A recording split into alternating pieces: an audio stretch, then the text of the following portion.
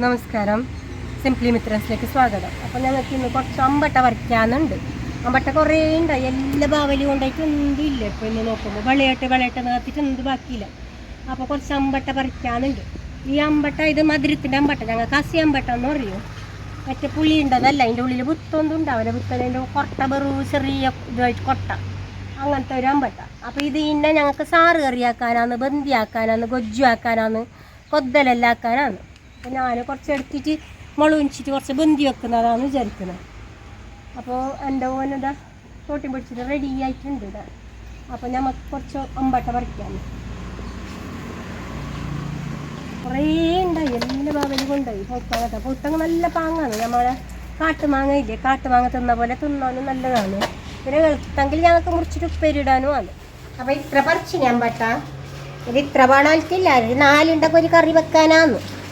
ഇത്ര വേണ്ട, ഇത് 2 ടൈറ്റ് ആക്കാം. അപ്പോൾ ഒരിക്കൽ ഗൊജ്ജു ആക്കുക, പിന്നെ ഒരിക്കൽ ബന്തി ആക്കാന്ന് നിൽക്കുന്നത് മുളക്. അപ്പോൾ മുളക് ഒരു 4 ബന്തി ആക്കി. അങ്ങനെ ഇതൊരു 4 ഉണ്ടൊക്കെ നല്ല പാങ്ങനാണ്. കുറച്ചൊരു വസം ഉണ്ടെങ്കിൽ വയ്ക്കാനും നല്ല പാങ്ങുണ്ട്. ഉപ്പേരിയാക്കണമെങ്കിൽ ഞങ്ങൾ ഇനി വിനിഗർ ഇടേണ്ടി വരുന്നെങ്കിൽ പുളി കുറവല്ലേ. അപ്പോൾ നമുക്ക് ഇങ്ങനെ ഇതേ ഒരു ബന്തിയാക്കിയിട്ട് ഉച്ചയൊക്കെ പാങ്ങടെ വെച്ചിടാം. അപ്പോൾ ബന്ദിക്ക് ഞാനിവിടെ ഒരു 4 അമ്പട്ട എടുത്തിന്, 4 മതിയാവും. പിന്നെ ഞങ്ങൾക്ക് ചെറുങ്ങനെ മുറിക്കാം. പിന്നെ വലിയ ഷേപ്പ് എന്ത് പാണത്തില്ല, നമുക്ക് കറിനൊക്കെ മുറിച്ചാൽ കഴിയും. നീളത്തിൽ മുറിക്കാം, റൗണ്ടിൽ മുറിക്കാം, അഡത്തിൽ മുറിക്കാം, അങ്ങനെ വേണമെങ്കിൽ മുറിക്കാം. ഒട്ടറാസി മുറിച്ചിട്ട് എടുക്കുന്നത്.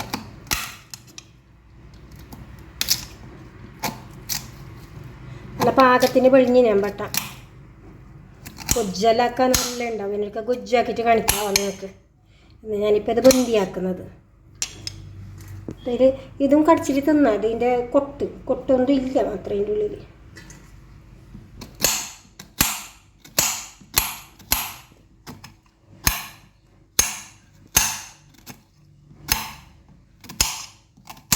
പാമ്പട്ടനെല്ലാം മുറിച്ചിന് ഞാനിടാ. ഇത് കശിയാമ്പട്ട ഞാൻ പറിക്കുമ്പോൾ തന്നെ പറഞ്ഞിനി. അപ്പം ഞങ്ങളുടെ കാസർഗോഡ് വേറെ ഒരു സ്പെഷ്യൽ കറി ഇത് ബന്ദിയില്ലെങ്കിൽ.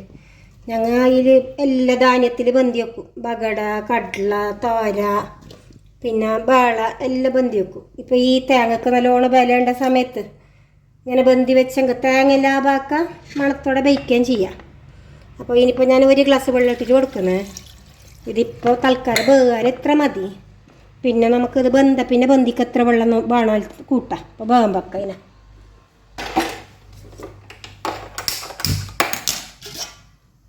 വേട്ട് അമ്പട്ട വേഗം വെച്ചിട്ട് എപ്പോഴും നേരമായി എന്തായാലും നോക്കാം. ബന്ദിന് നല്ല ബന്ധിട്ട് ഉടഞ്ഞിനി. ഇനിയിപ്പോൾ നമുക്കിനി എത്ര വെള്ളം വേണം ബന്ദിക്ക്. ഇതിലിപ്പോൾ വെള്ളം കുറവുണ്ട്, അത് വെള്ളം അത്ര ഇല്ല. ബന്ദിക്ക് എത്ര വെള്ളം വേണം നോക്കിയിട്ട് കൂട്ടിയിട്ട് കൊടുക്കാം.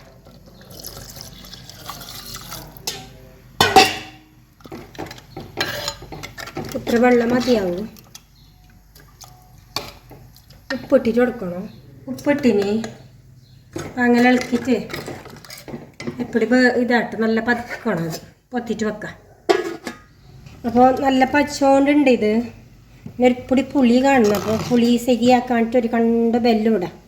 നിങ്ങൾ ബഗടെല്ലാം ബന്തി വെക്കാൻ നിങ്ങൾക്ക് ബെല്ലും ഇടാൻ നിലത്തില്ലേ. ഇപ്പം അമ്പട്ടായതുകൊണ്ട് എപ്പോഴും പുളി നല്ലോണം കാണണം.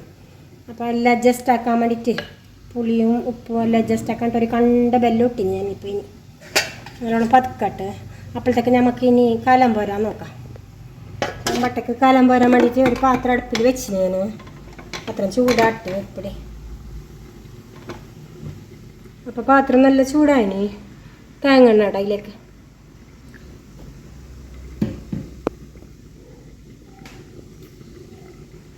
തേങ്ങ എണ്ണ ചൂടായിട്ടുണ്ട്. കടുക് ഇട്ടിട്ട് കൊടുക്കാം.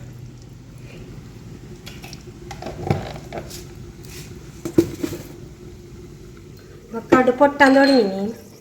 ഇനി കുഞ്ച വെള്ളം ഇട്ടിട്ട് കൊടുക്കാം.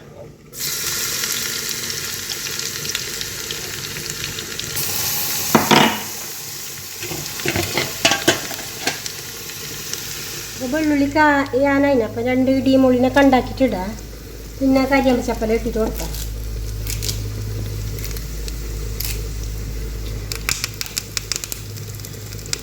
ഞങ്ങൾക്ക് കറിയമ്പച്ചപ്പലെല്ലാം ജാസ്തി കറിക്ക്. ഞങ്ങൾ മിച്ചപ്പെല്ലാം ഉണ്ടാവുകൊണ്ട് വെള്ളം അങ്ങനെ എടുത്തിട്ടിടാന്ന് പറഞ്ഞു.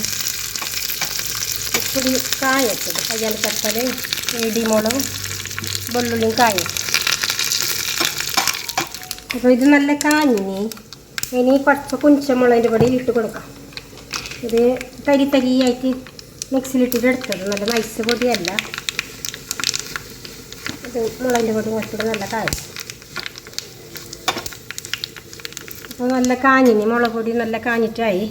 നമുക്ക് തീ ഓഫാക്കാം. തീ ഓഫാക്കിയിട്ട് കലം പോരായി. കലം പോരുന്നു.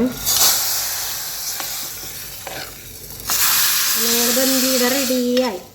ഒരു 2 മിനിറ്റിൻ്റെ മണം പോകുന്നതിന് പൊത്തിയിട്ട് വെക്കണം.